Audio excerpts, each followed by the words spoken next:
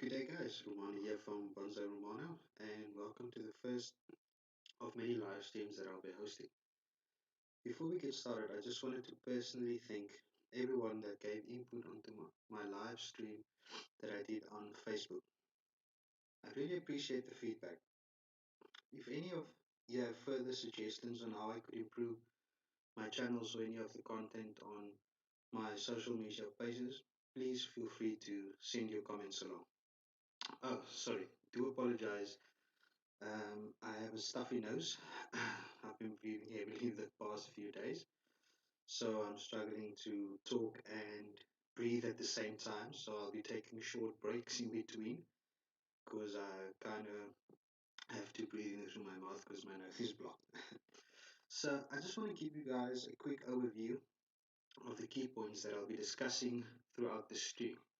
So I wanted to start off to give you guys an idea of who I am, how I started with bonsai, and plans are going ahead with my channel.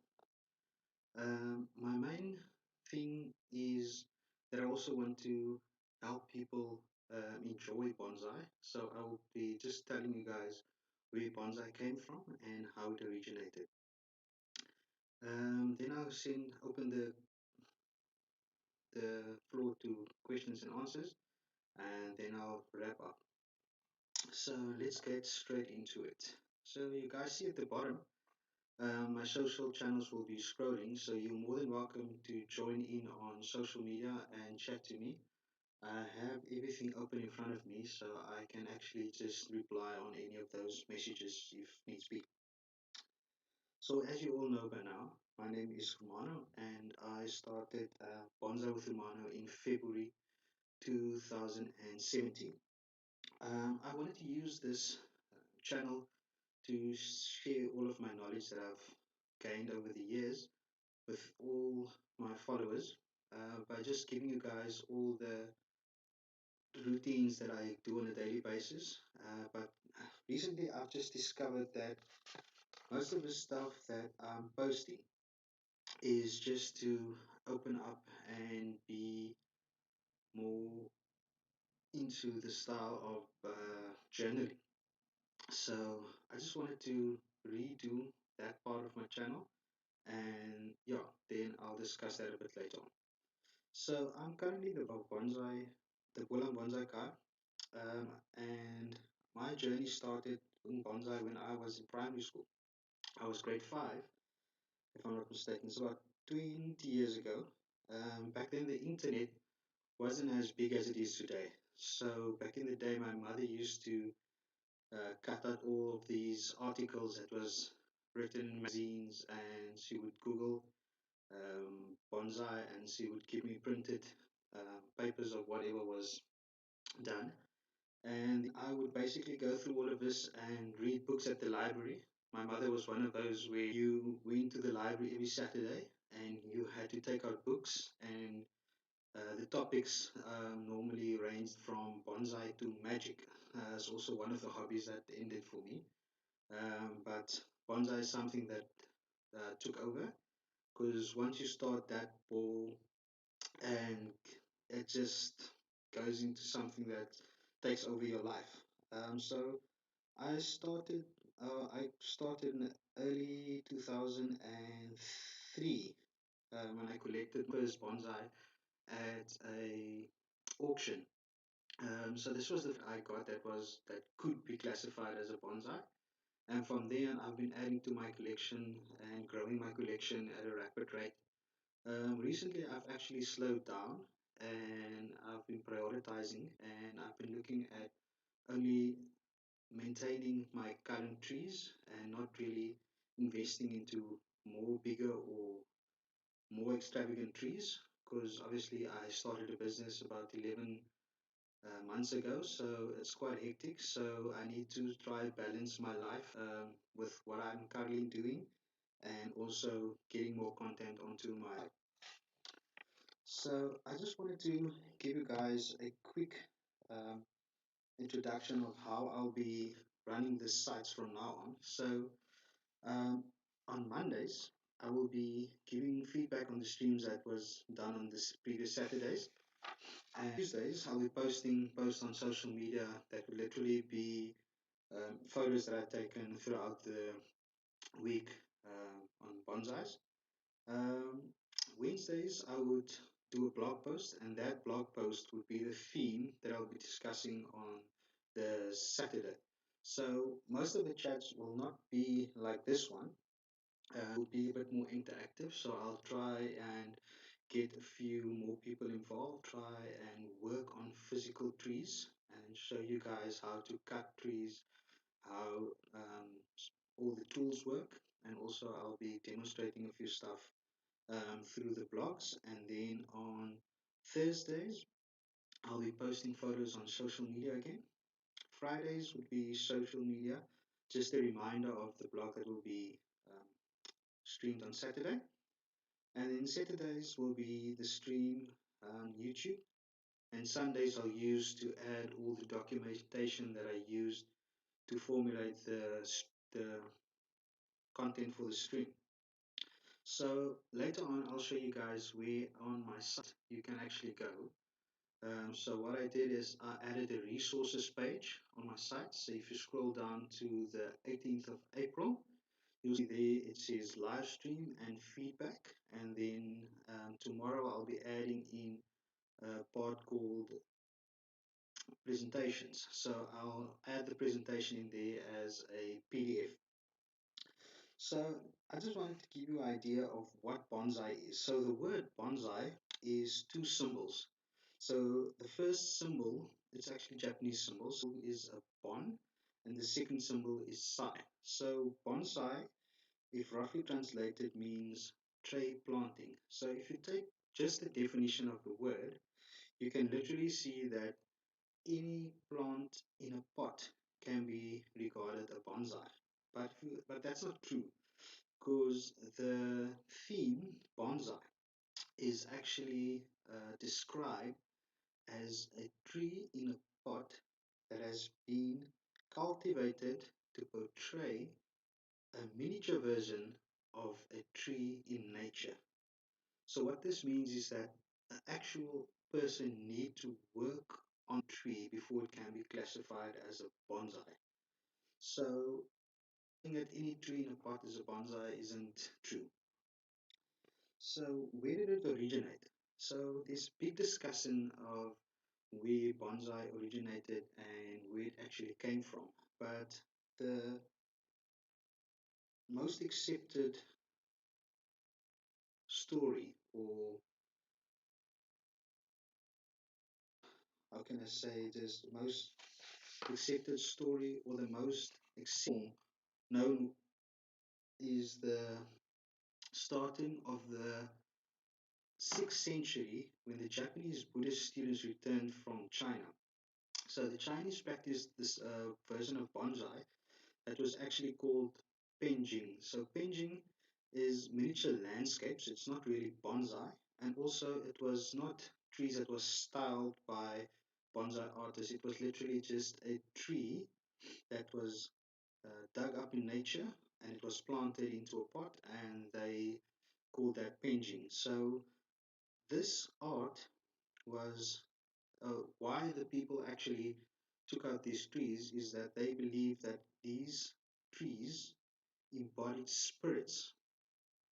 So a lot of the paintings in the earlier 6th century actually um, reveals that a lot of elite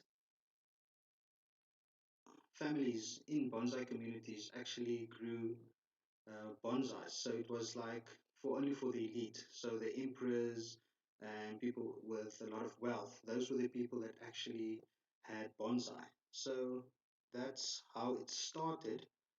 There's a whole lot of conspiracies and other theories, and it's believed that it could have also originated in India because there's also a form of trees that used to be planted in pots. And then there's also other references where trees were planted in containers to actually be used as medicine. So there is a huge debate in the bonsai community of where it started, but at the end of the day, uh, it's it all comes down to the same thing. It used to be small plants that we planted in pots. Some of the older history shows that the bonsai trees back in those days were literally like 3, 4 meters high. India still has some of the biggest bonsais in the world. So, how did bonsai move from the east to the west? Bonsai was introduced into the west by the soldiers that fought in the World War in Japan. So, a lot of the European and American soldiers actually saw bonsai in Japan while they were stationed there, and some of them started growing their own bonsai trees. And then when they went back home, they took the trees with, and they also started adding more trees to their collection, and that's how that started in the 1945. Bonsai in South Africa started a bit later. It started in the 50s. Japan was a popular holiday destination for South Africans. And the first South African, Becky Lewis, was a South African that went to visit, and she actually took part in a few classes at the bonsai nursery. And when she came back, she started spreading the word of bonsai in South Africa. Becky Lewis then started in 1960 a bonsai association called SABA, which is the South African Bonsai Association, and she was the chairman for quite a few years. And she's seen in the bonsai community as the founder of bonsai in South Africa. And today there's more than 47 registered clubs in South Africa. It's the fastest growing art and it's widespread throughout the Southern Africa and the world. Now that I've talked about where bonsai comes from, I just wanted to give you guys some design incorporations that needs to be taken into consideration when designing a bonsai. So the first thing, so there's 10 of them. The first thing is the impact. So if you look at the tree, does it make an impact on you? And if you look at the tree, does it have a focus point? That's the second point. The focus point would be that draws your eyes to the tree. Then also, excuse me, is the tree in a proportion? So what happens is the width of the trunk determines the depth of the pot. Then the next one would be the depth field. So a bonsai needs to be three-dimensional. So a lot of times you get trees that has a branch to the left and to the right, and it looks nice, but you actually want people to be drawn into the tree. So that's why depth field is there. And the tree should be in harmony. So all the parts, and if you incorporate rocks or any other landscape into your bonsai, it should be in harmony. Then the next point would be the line movement. So line movement is literally the way the bonsai moves. So it either moves from the left to the right or from the right to the left. The other point number 7 would be rhythm. So if we look at the tree, every tree has a rhythm. Then the next part would be balance. Every tree has a balance. So the the branches on the left hand side of the tree should be the same weight as the branches on the left hand side of the tree. It doesn't mean that it needs to be the same amount of foliage on the tree on the left and the right. It just means that it should look in balance. Then that means the outside of the bonsai. So if you look at the bonsai, you want it to form a triangle. So it could be an asymmetric triangle, could be a half circle. So there's different styles, but we'll get into that just now. Then also, what you also look at is something that you don't actually determine is the you're looking at a tree like a juniper, you have sharp contrast between the bark and also the foliage. So the reason for that is you want a play of colors. So if your pot is brown, you would like nice green foliage on a tree. So you won't plant a tree with red foliage into a yellow pot because that's very conflicting. So that's what's meant with contrast. And then all the above mentioned points should be considered when designing a tree. But this is where it gets tricky. The points mentioned shouldn't be seen by the viewer. So what does this mean? So when you're styling a bonsai tree, it should look literal, but then in the same breath, you'll want to see that an artist has worked on the tree. So it's a very difficult balance to find because you need to portray a tree that was grown in nature in a small pot, which is not always easy to do. But there's a lot of creative guys out there that actually does a very good job with this, and it's also difficult to get thicker, thin, small pots. So there is a bit of time and effort that needs to go into the process before the tree can be styled by using these points without the viewer ever noticing that this was part of the design. Then I just want to cover the five basic styles of bonsai. So the first one would be the formal upright, which is the chokran style, the informal upright, the yogi style, slanting or chakan style, the semi-cascade style, and full cascade style. These styles are all identified by the slant their trunks to the horizon. So what this means is if a tree is planted straight, it would be a formal upright. If the top of the tree sorry is slightly to the left or to the right of the base of the tree, it would be an informal upright. So an informal upright doesn't mean the trunk should be straight. It is bended, but the apex ends slightly to the left or to the right of the trunk's base, but it doesn't go over 5 degrees. So if it goes over 5 degrees, it would be a slanting tree. So a slanting tree is a tree that leans and its apex isn't directly above the base of the trunk. So that's all those different styles. If you guys want, there's a called the Practical Guide to Bonsai Styles. It's of the world. It has a South African author, and this book covers about let me just see 40 different bonsai styles. So there's more than 50 different bonsai styles covered in this book, and the five styles I just mentioned as the main styles, and then under that you have subcategories of styles. There's a few questions that were sent to me via Facebook, and I would just like to cover them quickly. And then if there's anybody that has any questions, we can discuss those. So a lot of guys ask me what bonsais they should start with. So this is a difficult thing to cover because you can start with any bonsai you like, but the main thing you need to consider is where are you currently? Do you have a lot of space? Do you have a lot of time? You need to look at your schedule before you can actually decide or take up bonsai because it takes up a lot of your time and you need to focus and make time for bonsai. So what I normally say is that if you want to start with bonsai and you want a good looking tree, the best would be to buy a bonsai tree from a bonsai nursery. So that would make it a lot easier because then you just need to excuse me water and maintain the tree.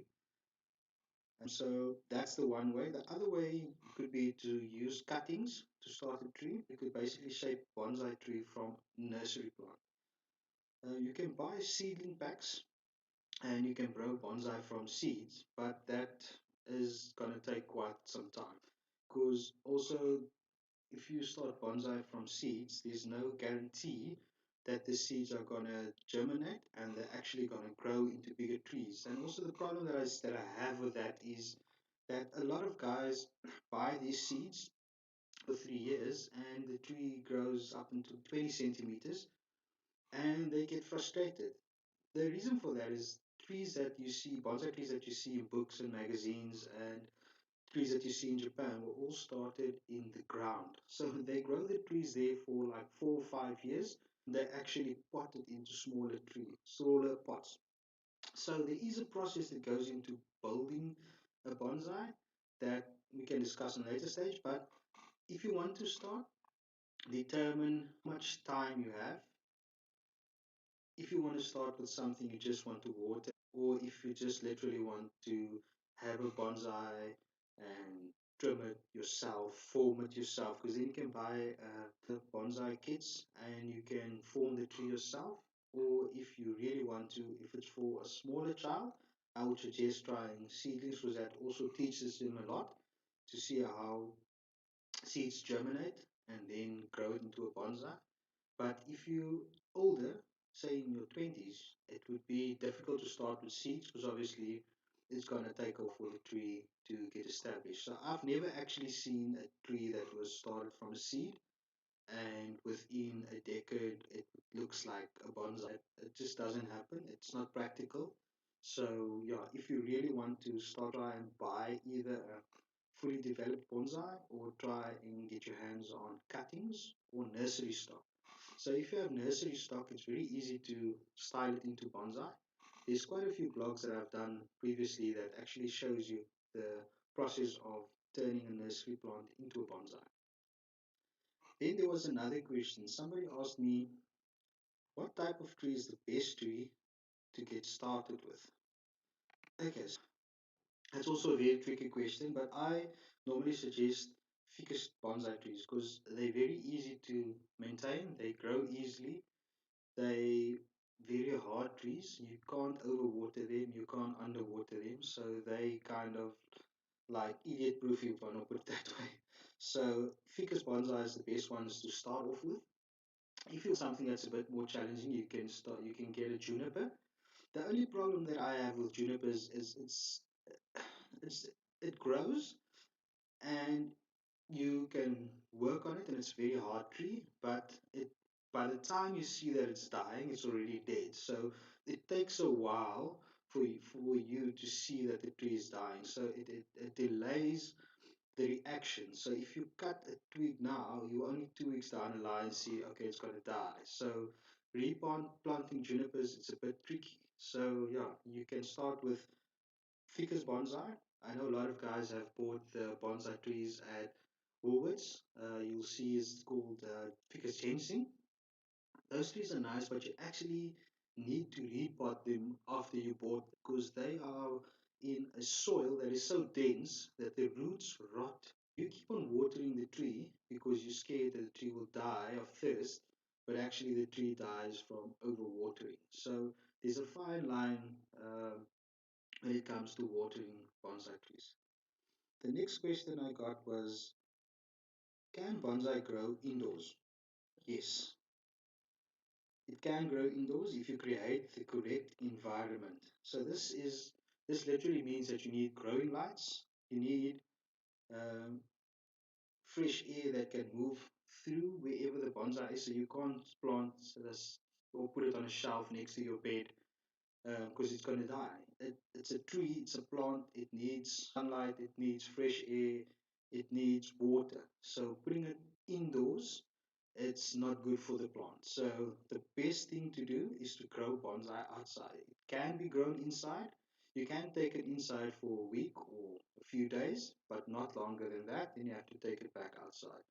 Then you also have to keep in mind whenever you have bonsai trees that you're keeping inside, you can't take them back outside the next day or after you kept them inside for, say, a week. Now you want to take the bonsai out, and the bonsai will literally, excuse me, die because it's been protected from the sun. So what happens is the leaves, they grow bigger when they're inside, and they also their color changes because obviously they don't get a lot of sunlight. So as soon as you move it out, those leaves are tender and the leaves burn. As soon as you will have to systematically take the tree through the process of going back outside. So my advice is if you're getting a bonsai, make sure you have place outside to grow the bonsai.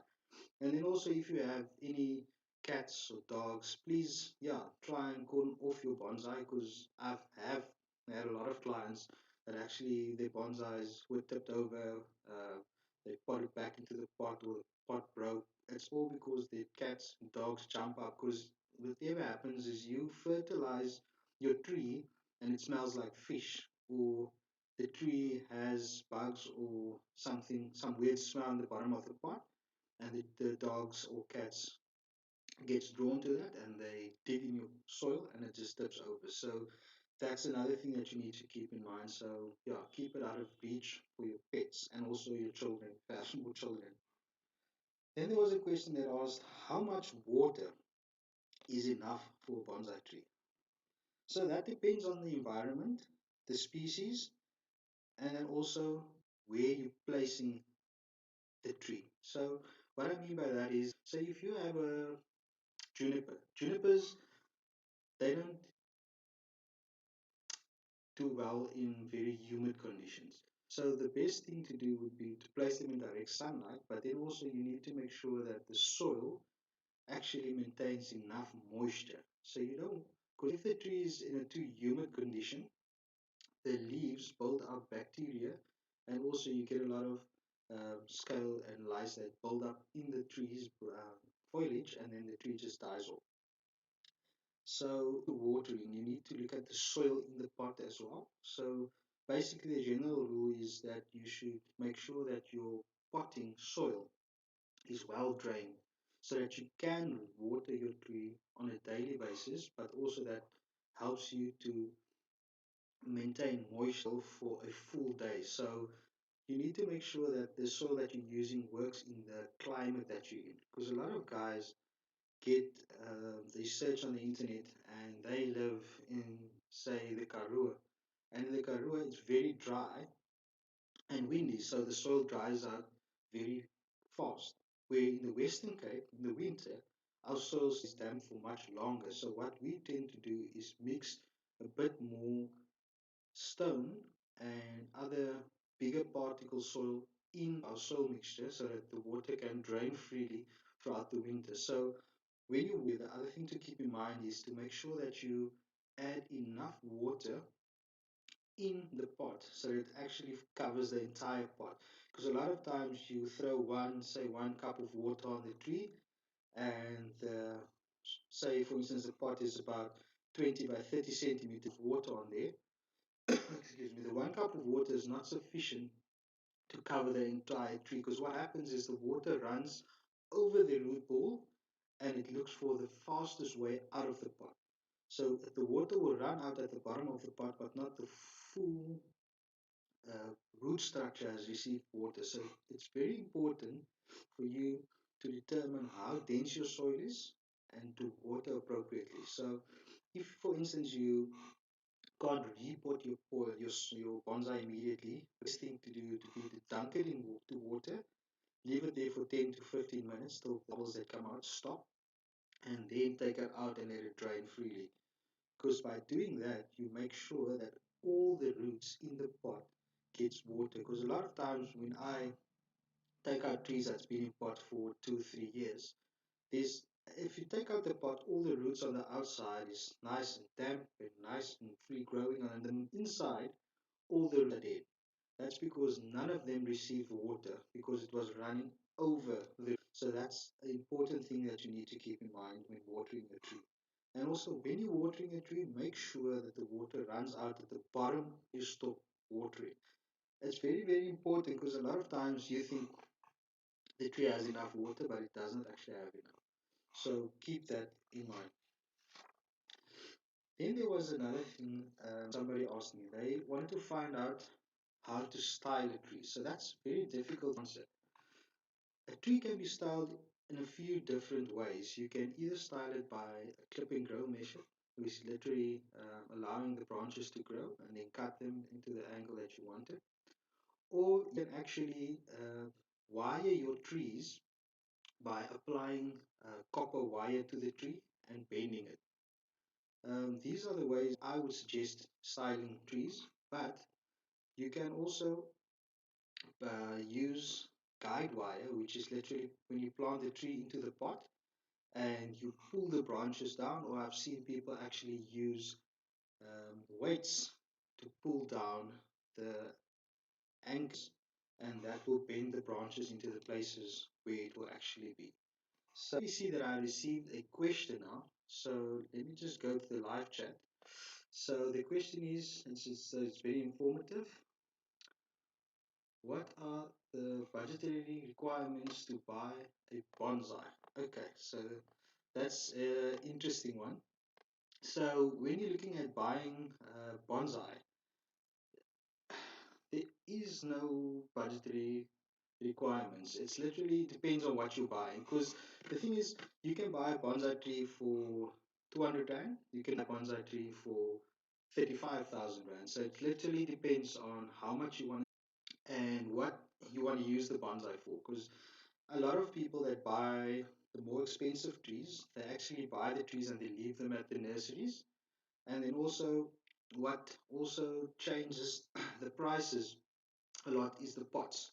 So the tree is not normally the expensive part. It could be the pot, or it could be the tree and it's in a cheap pot. So there are different things to keep in mind. So the first thing would be the pot of the tree. Japanese pot is going to be way more expensive than a normal bell pot that was made at a nursery in, say, Plumstead, which commercially these big pots with clay, where in China and Japan, these pots are made with clay that's been salted for years and for generations before they actually use them for um, pots. So what happens is those pots are way lighter than the pots that we use in South Africa.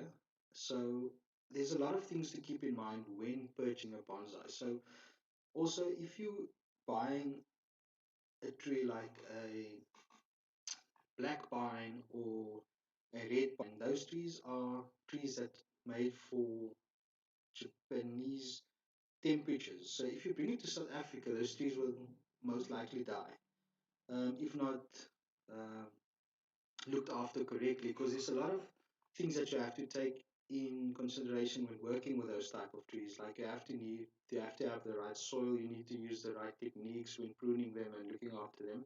So I've seen a lot of guys that bought trees like black pines and they've spent 40, 50,000 rand on the trees and they actually lose branches if you don't look after the trees correctly. So yeah, so that's something that you just need to keep in mind. So when it comes down, so let me just summarize. So when buying a bonsai, it really depends on your budget. You can buy something for 200, 500, 6,000, 4,000. It depends on what you want and then also who the artist was. That's the other thing. So there are a lot of trees that's expensive because of person that worked on the trees. So yeah, that's and also how people price trees. It differs from person to person. So say for instance, like when you buy selling shoes, so you buy the shoes for 100 rand and you sell them for 200 rand, so you make 100% profit. With bonsai, it's a bit more difficult because people tend to add sentiment and they like the way the tree looks, and so there's a lot of other stuff that they also take into consideration. So it's not, and the other problem is there's a lot of people that don't want to pay for bonsai trees, so it's difficult and it's a niche market. So there's not a lot of interest in buying trees, and even the people that buy trees are not normally people that work with their own trees. It's people tending to their trees. So it's there's a fine balance. So if you're doing it as a hobbyist, it would be nice to start out with small trees that you can work on, that you can feed, can see what works, and then work your way up to bigger trees. So spending 35,000 rand on a tree and you're just starting out, yeah, if you have the money and you want to try it, you're more than welcome to. Then just the last question. Sorry, I see the questions are drying up. So I just want to get to the last question that I was asked on Facebook. Um, when is the right time to replant a tree? The right time to replant a tree depends on the species. So deciduous trees like Celtis africana gets repotted in July. So the best thing to do is to wait till all the buds on the tree opens up and then you repot the tree. Then you have trees like the, let me see, junipers. Junipers you would repot August, just as they start showing signs of growth. Because what happens is they are evergreens, but the foliage starts to turn like a purple blue color. And then just as they start turning green and shooting out new shoots, you can repot those. Ficuses, they are special trees. They get repotted in summer. So you need the weather to be warm to repot junipers. So yeah, so that's when it comes to repotting. Thank you for all the questions. I see there's no more questions on the stream. So I just wanted to just take guys through my website because I've actually changed my website recently, and I would like to just share with you guys what I've actually done on the website. So I'm going to be going onto the site and just showing you guys what I've done and the few things that I've added in, because there's quite a few extra add-ons. So I added a resources page, and I've literally added in a few trees that I'm selling now as well. So that's very nice. So you guys can have a look at that. Uh, there's quite a few trees that's. So let me just grab this. Sorry, I'm just going to open the page first before I continue. Let me just do this. So I just want to grab this for you. That's that one. Okay, let's do this. Okay, so here we go. So that's my website. So as I was saying, so I've added in this part over here, which is my sales. So unfortunately, for the time being, I can't export trees to anybody outside Stellenbosch. So for now, is I'll actually just, sorry, let me just do this. I just see that I don't have, so this, cancel,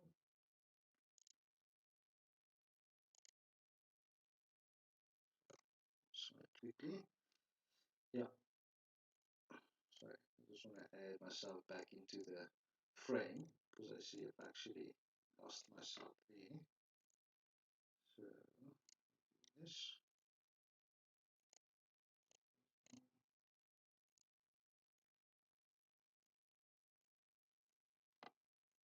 sorry about that. There we go. That's a bit better. You can actually see. So what I've done, now I can see myself there as well. Looks a bit better. So I've actually, so on local sales, I've added in a few of my trees at the bottom here. The only problem that I kind of experience with this is that all the prices are in dollars. For some reason, I can't set that to South African rand. So if you're looking at trees, especially at buying trees, I've added in a few beginner trees.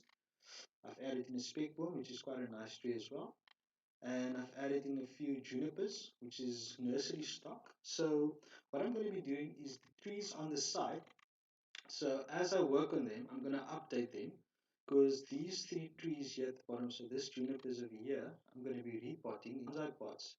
But the prices are obviously going to go up because obviously, as I mentioned just now, the add value to the tree as well. So these are trees that I bought about 2 years ago. I've been working on them. So yeah, so that just gives you an idea of what I'm doing on the sales side. And then I've also added in this resources site over here. So over here, um, from tomorrow onwards, I'll be having so the YouTube link will be over here. And then at the bottom, I'll have a feedback session. And then yeah, I'll be loading in the presentation. So everything that I'm talking now is being scripted, and then I'll add in a few photos and also the references that I've used, like the book. I'll add all that in the presentation, so then you can actually come to this page and download it. So that's something nice. If you haven't used the page, so it has the about side, where you can actually read a bit more about us. It has a contact side, so it just has a form in there. There's resources, and then obviously there's a donation side now that we recently added. So you're more than welcome to go on there, scroll around, and see what you guys like on the site. And yeah, that's it from that side.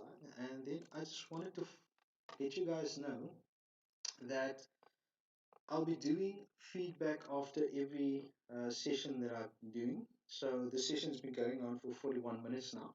So at the end of the session, there's going to be this feedback at the top of there.